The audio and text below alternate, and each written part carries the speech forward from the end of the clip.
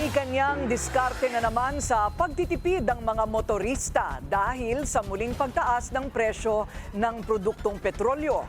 Kahit kasi may hike, mas pinipili pa rin ng ilan na magmaneho kaysa mag-commute. Yan ang agenda report ng aming Mojo, Joan Manalo.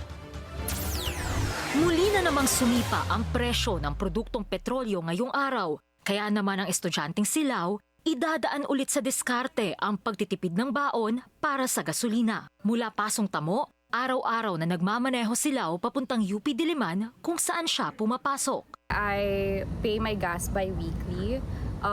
So one time, big time talaga siya whenever I get the chance to pay for my gas na. But overall, it's around 30 to 40%. So medyo malaki rin siya. It's really an investment. Ayon kay Lau, wala siyang choice kundi gamitin ang sasakyan kahit pa may price hike dahil may kalayuan ang bahay niya mula sa eskwelahan. I really have to pagas talaga, no matter the circumstance. Matapos ang 3 linggo ng sunod-sunod na rollback, mahigit piso kada litro ang itinaas ng gasolina ngayong Martes, habang 40 centavos ang dagdag sa diesel at kerosene. Ramdam daw ni Lau ang price hike dahil sa tuwing nangyayari ito ay mas malaking porsyento pa ng kanyang baon ang napupunta na lang sa gasolina. Around 500 to 1,000 pesos talaga. It's between those two.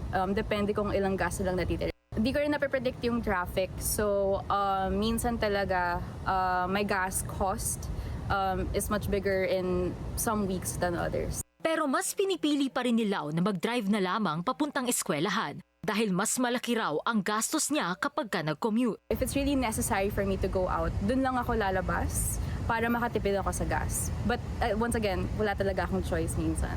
Isa lamang si Lau sa maraming Pilipino na nakararanas ng epekto ng pagsirit ng presyo ng gasolina. At habang patuloy itong tumataas, napipilitan nga ang marami na i-adjust ang kanilang pang-araw-araw na budget at lifestyle. Ang tanong, hanggang kailan kaya tatagal ang mga diskarte nila? Para sa agenda, Joan Manalo, Billionario News Channel.